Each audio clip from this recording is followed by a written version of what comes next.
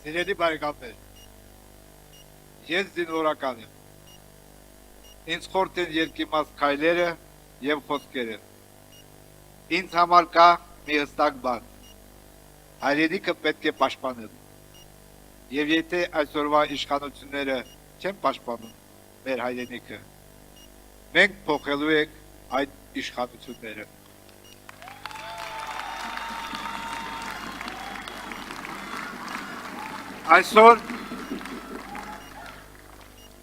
Այսօր ես հենց այս փոփոխության պայքարի զինվորն եմ։ Այնպիսի փոփոխության, որ փրկելու է մարդկանց կյանքը մեր երկրում։ Այնպիսի փոփոխության, որը կանխելու է պատերազմներ։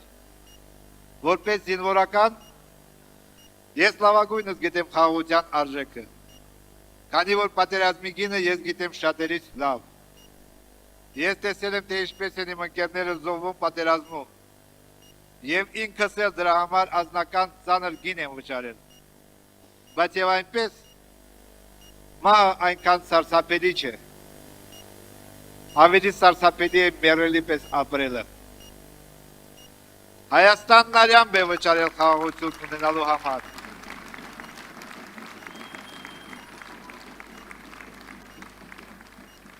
Հայաստանն արյամբ է վճարել խաղաղություն ունենալու համար։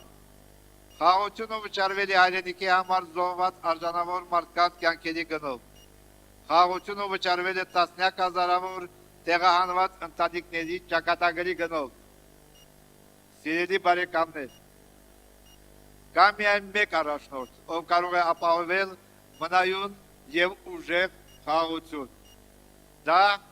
հաջորդ վարչապետ Սամվել Կարապետյանն է։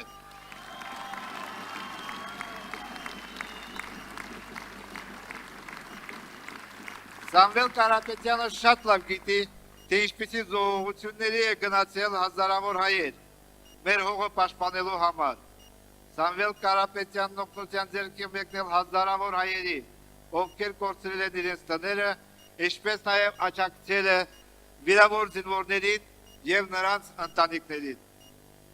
Այսօր մենք կանգնած ենք ընտրության առաջ։ Կգնանք վախի եւ ստորացման ճանապարհով, թե արժանապատվության եւ ուժի ճանապարհով։ Վախ։ Ես տեսել եմ վախը, բայց տեսել եմ մեր թշնամու աչքերում։ Սահմանին, կռվի ժամանակ, բայց ոչ երբեք հայ զինվորի աչքերում եւ ոչ երբեք հայ ժողովրդի աչքերում։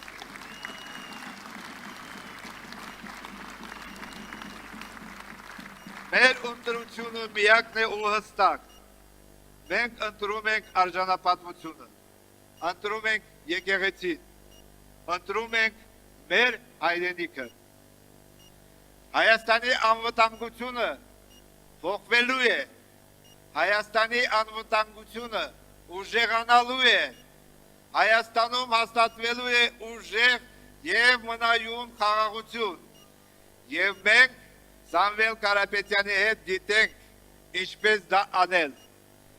Թող Աստված օրհնի եւ պահպանի ուժեղ Հայաստանը։ Շնորհակալություն։